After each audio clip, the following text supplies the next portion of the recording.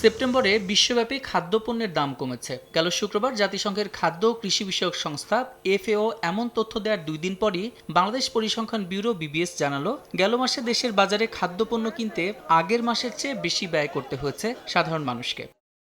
BBS এর তথ্য, গেল মাসে খাদ্য মূল্যস্ফীতি আরও বেড়ে হয়েছে 7.64%। অর্থাৎ এক বছর আগে যে খাদ্যপণ্য 100 টাকায় কিনতে পেরেছে সাধারণ মানুষ, গেল সেপ্টেম্বরে সেই খাদ্য কিনতে গুনতে হয়েছে 107 টাকা 64 পয়সা।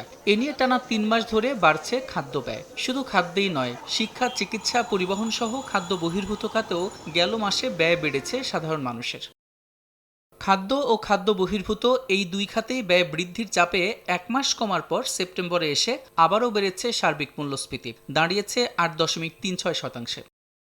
দৈনন্দিন জীবনে ভোক্তা ব্যয় বাড়লেও গেল মাসে শিল্প, কৃষি, সেবা সব খাতেই কমেছে মানুষের আয়। বিবিএস এর তথ্য, কৃষি খাতে মজুরি কমছে টানা 4 মাস ধরে।